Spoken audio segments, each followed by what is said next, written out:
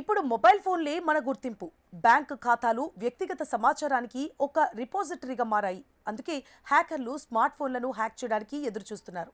Phone hack అయిన తర్వాత మీరు ఇబ్బందుల్లో పడతారు. మీ ఫోన్ హ్యాక్ అయితే మీరు ఆర్థికంగా నష్టపోవచ్చు. హ్యాకర్లు తరచుగా మీకు తెలియకుండానే మాల్వేర్ను మీ ఫోన్లోకి పంపిస్తారు.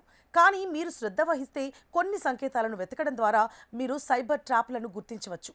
మీ స్మార్ట్ ఫోన్ అకస్మాత్తుగా నెమ్మదిగా పనిచేయడం ప్రారంభిస్తే, యాప్లు లోడ్ కావడానికి ఎక్కువ సమయం తీసుకుంటే లేదా తరచుగా హ్యాంగ్ అవుతూ ఉంటే జాగ్రత్తగా ఉండండి.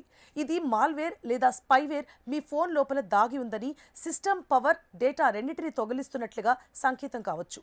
మీ ఫోన్ బ్యాటరీ సాధారణం కంటే వేగంగా ఖాళీ కావడం ప్రారంభిస్తే అది హ్యాకింగ్కు సంకేతం కూడా కావచ్చు. హ్యాకర్లు సాధనాలు నిరంతర నేపథ్యంలో నడుస్తూ ఉంటాయి. ఇది బ్యాటరీ వినియోగాన్ని పెంచుతుంది.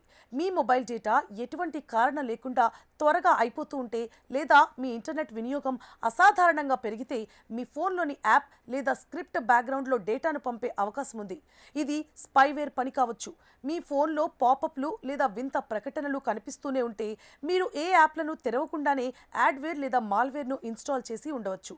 ఈ వైరస్లు మీ వ్యక్తిగత సమాచారాన్ని యాక్సెస్ చేయడానికి ప్రయత్నిస్తూ ఉంటాయి.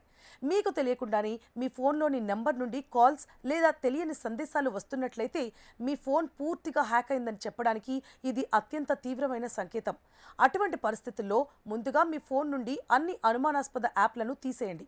యాంటీవైరస్ స్కాన్ను అమలు చేసి మీ పాస్వర్డ్ను మార్చండి.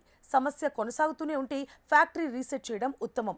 అలాగే తెలియని లింకులు లేదా ఫైళ్లను డౌన్లోడ్ చేయకుండా ఉండడం కూడా ఉత్తమం.